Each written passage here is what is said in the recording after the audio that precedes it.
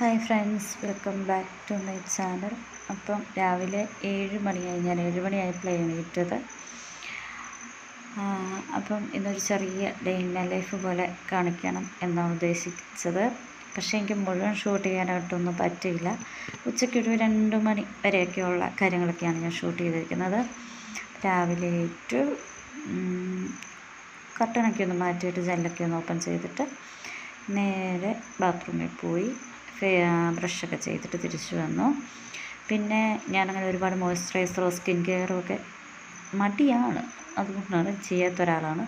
അപ്പം ഞാൻ സാധാരണ മോയ്സ്ചറൈസറായിട്ടും ക്രീമായിട്ടും എൻ്റെ ഓൾ ഇൻ ഓൾ എല്ലാം കൂടി വീട്ടിലൊക്കെ നിൽക്കുമ്പോൾ സാധാരണ നോർമലായിട്ട് യൂസ് ചെയ്യുന്നത് ജസ്റ്റ് ഫെയർ ആൻഡ് ലവ്ലിയുടെ ക്രീമാണ്. അതൊരു ഫെയർനെസ് ക്രീം പ്രൊമോട്ട് ചെയ്യുക അങ്ങനെ ഉദ്ദേശിച്ചിട്ടല്ല. പണ്ട് മുതലേ ചെറുപ്പം മുതലേ വീട്ടിൽ ഇങ്ങനെ ഉപയോഗിപ്പിച്ചിട്ടുള്ള ഒരു സാധനം അതാണ്. പിന്നെയാണല്ലോ നമ്മളിപ്പോൾ യൂട്യൂബ് വീഡിയോസൊക്കെ കണ്ടാണല്ലോ പല പല പ്രോഡക്റ്റിലേക്കും പോകുന്നത്. എങ്കിലും എനിക്കങ്ങനെ പല പല പ്രോഡക്റ്റ്സും ട്രൈ ചെയ്തതിൽ അഫോർഡബിളായിട്ട് ഒരുവിധം കുഴപ്പമില്ലാതെ പോകുന്നൊരു സാധനം ഇപ്പോഴും ഇത് തന്നെയാണ്. അതുകൊണ്ടാണ് അത് യൂസ് ചെയ്തത്.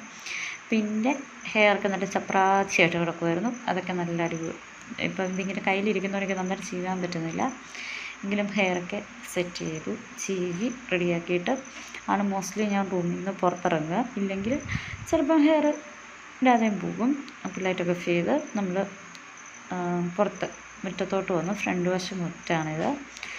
രാവിലെ എന്ന് പറയുമ്പോൾ നമുക്ക് മുറ്റം കാണാനൊക്കെ ഒരു നല്ല അടിപൊളി വൈബുള്ള ടൈമാണല്ലോ.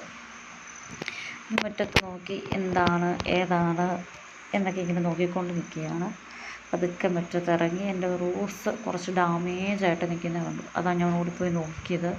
എൻ്റെ പൂവിൻ്റെ അകത്ത് സംഭവം എന്തോ പുഴുവൊക്കെ വന്ന് കരണ്ടൊക്കെ തിന്നു ഇരിക്കുന്നത്. എല്ലാ റോസും ഒക്കെ ഒന്ന് നോക്കി, എല്ലാ പെറ്റൽസൊക്കെ പോയിട്ടുണ്ട്. അങ്ങനെയൊക്കെ ഒന്ന് നോക്കുന്ന പതിവൊക്കെ ഉണ്ട്. എന്നിട്ട് വേണമല്ലോ നമുക്ക് അവർ എന്തെങ്കിലുമൊക്കെ ചെയ്ത് കൊടുക്കണമെങ്കിൽ ചെയ്ത് കൊടുക്കാൻ. അപ്പോൾ ആ ഒരെണ്ണം നോക്കി. ഇപ്പോൾ അടുത്തതിൻ്റെ അടുത്ത് പോയി. അതിൽ കുറച്ച് എല്ലാം കരിഞ്ഞ് ഡ്രൈ ആയിട്ട് നിൽക്കുന്നു. ഇനി അതൊക്കെ ഒന്ന് ട്രിം ചെയ്യണം. അങ്ങനെ എല്ലാത്തിനും ഒന്ന് നോക്ക്. ചെമ്പരത്തി ഉണ്ട് മുറ്റത്ത്. ഇങ്ങനെ പൂ കണ്ടോ, വിടർന്ന് വരുന്നതേ ഉള്ളൂ. രാവിലെ മോർണിംഗ് ആ ഒരു ടൈമിൽ എല്ലാ ദിവസവും കേൾക്കത്തില്ലെങ്കിലും ഓൾമോസ്റ്റ് എല്ലാ ദിവസവും പറ്റുമ്പോഴൊക്കെ ഇവയൊക്കെ രാവിലെ നോക്കുക എന്നുള്ളതാണ് ഇപ്പോഴത്തെ ഒരു പരിപാടി. കാരണം പഴയ പോലെയല്ല, ഭയങ്കര വെയിലായി തുടങ്ങി, നല്ല ചൂടാണ്. അപ്പോൾ നമുക്ക് കുറച്ചുകൂടെയൊക്കെ കഴിഞ്ഞ് കഴിഞ്ഞാൽ പിന്നെ മുറ്റത്തേക്ക് ഇറങ്ങുക എന്നുള്ളത് പരിപാടി നടക്കത്തില്ല. പിന്നെ വൈകുന്നേരം ഇവർക്ക് വെള്ളം ഒഴിക്കാൻ നേരമാണ് ഇവരെയൊക്കെ ഒന്ന് കാണുക. അപ്പോൾ അതുകൊണ്ട് പൂക്കുന്ന ചെടികളൊക്കെ എന്തായി എങ്ങനെയുണ്ട് എന്നൊക്കെ ഒന്ന് നോക്കും. ഇത് നമ്മുടെ നന്ദ്യാർവട്ടമാണ്, നിറച്ചും പൂക്കും. അതുപോലെ ഇങ്ങനെ വീടും കിടക്കും. അത് ഞാൻ രാവിലെ വന്നിട്ട് തൊഴിൽ വാർത്തയാണ് ഞാൻ നോക്കുന്നത്. ഞാൻ ഒരു PSC പഠിച്ചുകൊണ്ടിരിക്കുന്നുണ്ട്. PSC ടെസ്റ്റൊക്കെ എഴുതുന്നുണ്ട്. ഇപ്പം ഒരു 2 വർഷമൊക്കെ കഴിഞ്ഞു കേട്ടോ. അപ്പോൾ ഞാനിപ്രാവശ്യം തൊഴിൽ വാർത്ത കണ്ടിന്യൂസ് ആയിട്ട് മേടിക്കാൻ പ്ലാൻ ചെയ്തേക്കുവാണ്. കാരണം എന്ന് വെച്ചാൽ കഴിഞ്ഞ പ്രാവശ്യം വാങ്ങിയിട്ട് പണ്ടൊക്കെ വാങ്ങിക്കുമായിരുന്നെങ്കിലും ഞാനങ്ങനെ പഠിച്ചിട്ടൊന്നുമില്ല. പിന്നെ ഇടയ്ക്ക് വെച്ച് അത് നിർത്തിപ്പോയി. അപ്പോൾ വീണ്ടും ഞാനിപ്പം തൊഴിൽ വാർത്ത വാങ്ങിച്ചിട്ടുണ്ട്. അപ്പോൾ വാങ്ങിച്ചെങ്കിലും ഒരു 2-3 പ്രാവശ്യത്തായിട്ട് ഞാനതിങ്ങനെ വാങ്ങിച്ച് മടക്കി വെച്ചു എന്നല്ലാതെ എല്ലാം ഒന്നും നോക്കിയിട്ടില്ലായിരുന്നു. അപ്പം ഞാനതുകൊണ്ട് 3 കൂടെ എടുത്ത് വെച്ച്, കഴിഞ്ഞ പ്രാവശ്യം നോക്കാത്ത 3 കൂടെ അടുപ്പിച്ചുള്ളത് എടുത്ത് വെച്ചിട്ട് എല്ലാം ഒന്ന് നോക്കുമായിരുന്നു. എനിക്കിപ്പോൾ 2 വർഷം പഠിക്കാൻ തുടങ്ങിയതുകൊണ്ട് തന്നെ അത്യാവശ്യം ബേസ് ആയിട്ടുണ്ട്.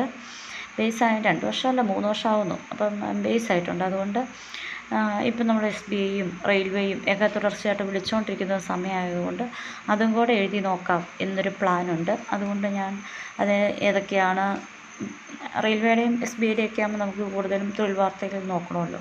PSC ആകുമ്പോൾ പിന്നെ അങ്ങനെ നോക്കുന്ന പരിപാടിയൊന്നുമില്ല. നമ്മൾ നമ്മുടെ ഓൺ പ്രൊഫൈലിൽ കയറുക, പറ്റുന്നതൊക്കെ അപ്ലൈ ചെയ്യുക എന്നൊരു രീതിയാണ്. അപ്പം അതുകൊണ്ട് അതൊക്കെ എന്നാക്കിലുണ്ടോ പുതിയത് അപേക്ഷിക്കാൻ, അങ്ങനെയുള്ള സംഭവങ്ങളൊക്കെ ഒന്ന് നോക്കി സെറ്റാക്കി വെച്ചു. പിന്നെ ഞാൻ പറഞ്ഞല്ലോ, ഇപ്പം റിവിഷൻ ബേസായിട്ടുള്ളത് കൊണ്ട് ഞാൻ ഇപ്പം ചെയ്യുന്നത് എനിക്ക് വീക്കായിട്ടുള്ള പോർഷൻസ് കൂടുതൽ പഠിക്കുക എന്നൊരു രീതിയാണ് ഞാൻ നോക്കുന്നത്. അതുകൊണ്ട് പിന്നെ നമുക്കങ്ങനെ പഠിച്ച പാർട്സ് നമുക്ക് പഠിക്കാതിരിക്കാനും പറ്റത്തില്ല. അതുകൊണ്ട് തൊഴിൽ വാർത്തയും കാര്യങ്ങളുമൊക്കെ പുതിയത് വായിച്ചത് പോവുക. അപ്പോൾ നമ്മൾ പഠിച്ചു വച്ചിരിക്കുന്ന കാര്യങ്ങളൊക്കെ ഓർക്കുമല്ലോ.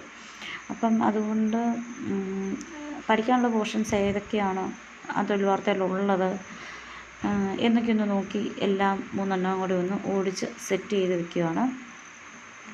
ഇപ്രാവശ്യം ജയചന്ദ്രൻ സാറിൻ്റെ സംഭവങ്ങളും ഇതുമൊക്കെ കൊടുത്തിട്ടുണ്ട്. ഏതൊക്കെ ഉണ്ട്, ആദ്യം ഏതൊക്കെ നോക്കണം, ഇങ്ങനെയുള്ള കാര്യങ്ങളൊക്കെ ഞാനൊന്ന് ഓടിച്ച് മറിച്ച് ഇട്ട് നോക്കുവാണ്. അത് കഴിഞ്ഞിട്ട് ഞാൻ പഠിക്കത്തുള്ളൂ. പിന്നെ എന്തെങ്കിലും ഒന്ന് ഇൻട്രസ്റ്റിംഗ് ആയിട്ട് നമുക്ക് ചിലപ്പം വായിച്ച് നോക്കാനൊക്കെ തോന്നുമല്ലോ, അങ്ങനെയുള്ളതൊക്കെ ഒന്ന് നോക്കുക. പിന്നെ എന്തെങ്കിലും ഒന്ന് അണ്ടർലൈൻ ചെയ്തൊക്കെ വെക്കാനുണ്ടെങ്കിൽ നോക്കുക.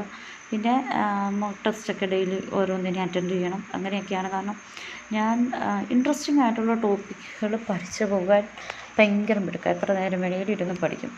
വീക്കായിട്ടുള്ളതും പാടായിട്ടുള്ളതും മനസ്സിലാക്കാത്തതുമൊക്കെ കുറച്ച് പുറകോട്ട് അടിക്കുന്ന ഒരു ടൈപ്പാണ്. ഇപ്രാവശ്യം അത് പാടില്ല. എല്ലാം ഒപ്പത്തന്നെ നമ്മൾ പഠിച്ചെത്തിയാൽ മാത്രമേ റാങ്കിലേക്ക് നമുക്ക് എത്താൻ പറ്റൂ. ഞാൻ എപ്പോഴും പ്രിലിംസ് പാസ്സാവും, മെയിൻസിലേക്ക് വരുമ്പോഴാണ് എനിക്കെപ്പോഴും പണി കിട്ടുന്നത്. അതുകൊണ്ട് ഇപ്രാവശ്യം എന്ത് തന്നെ ആയാലും മെയിൻസ് ക്രാക്ക് ചെയ്യണം എന്നൊരു രീതിയാണ്.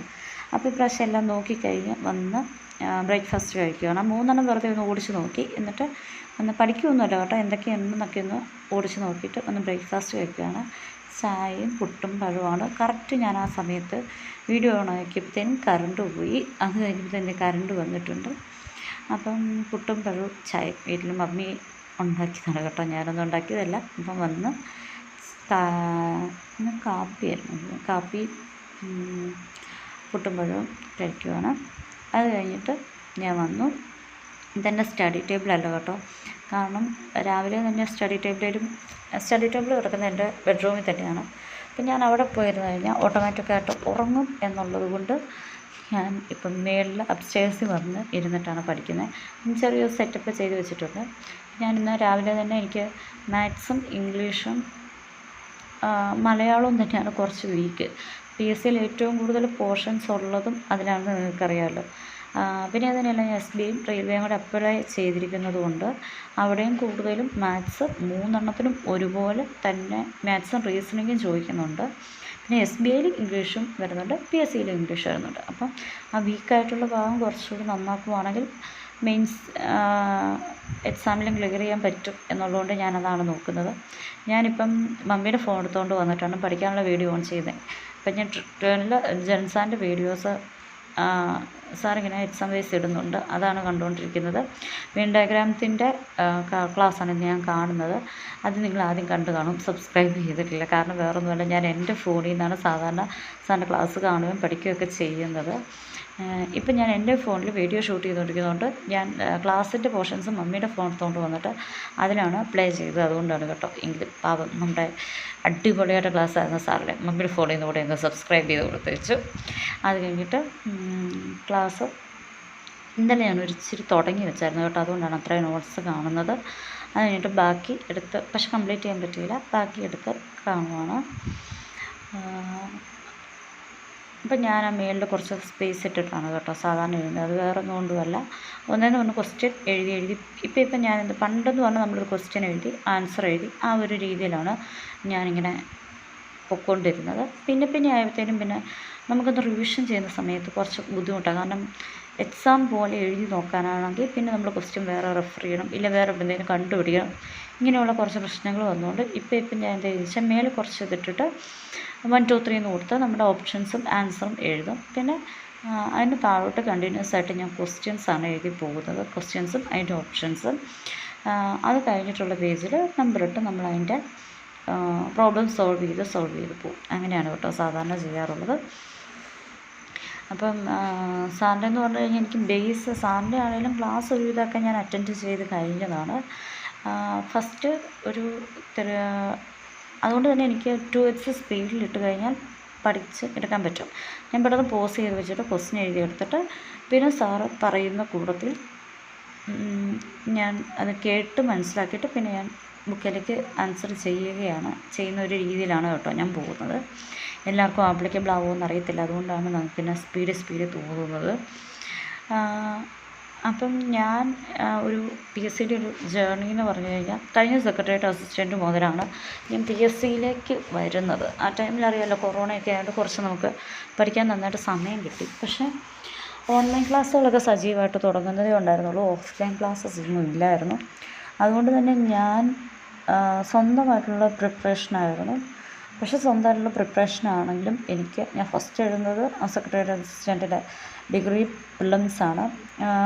എന്ന് വെച്ച് കഴിഞ്ഞാൽ സിലബസ് എല്ലാം വന്ന് 2 ഘട്ടം എക്സാമൊക്കെ ആക്കി ആദ്യമായിട്ട് ഞാൻ എഴുതുന്ന എക്സാം അതാണെങ്കിലും എനിക്കത് ക്രാക്ക് ചെയ്യാനായിട്ട് സാധിച്ചായിരുന്നു.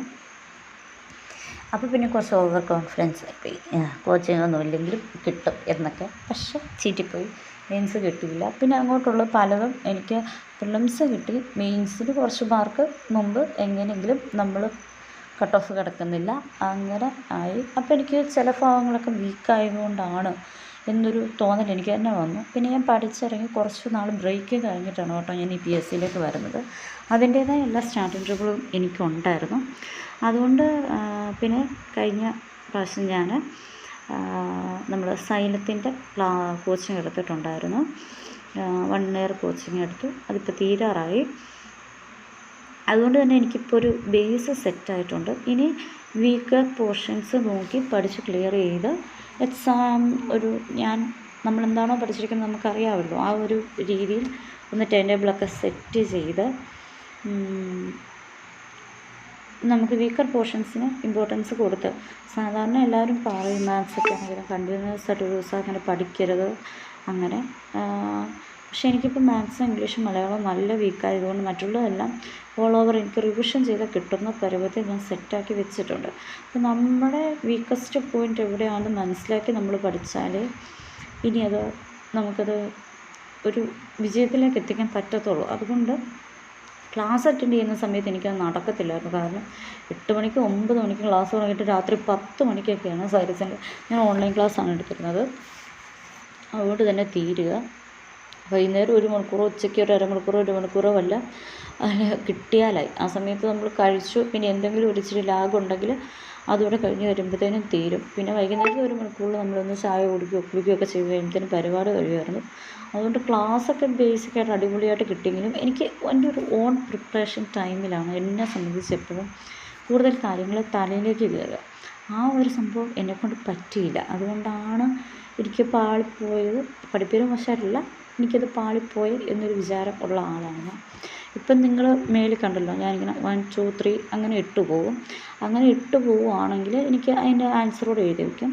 പിന്നെ ഇത് നമ്മളൊന്ന് റിവിഷൻ ചെയ്യുന്ന സമയത്ത് ഒരു ടോപ്പിക്ക് ഇപ്പം പെർസെൻറ്റേജോ അങ്ങനെ എന്തെങ്കിലും ഒരു ടോപ്പിക്ക് എടുത്തിട്ട് നമ്മളിത് ഒരു ട്രിപ്പ് ക്വസ്റ്റ്യൻ വായിച്ച് ആൻസർ ഒന്ന് നോക്കി പോയിട്ട് നമുക്ക് ഈ ക്വസ്റ്റ്യൻസ് മാത്രമായിട്ട് എഴുതി വെച്ചേക്കുവാണെങ്കിൽ ആ ക്വസ്റ്റ്യൻ വായിച്ച് നമുക്ക് ആൻസർ ചെയ്തു പോകാൻ പറ്റും.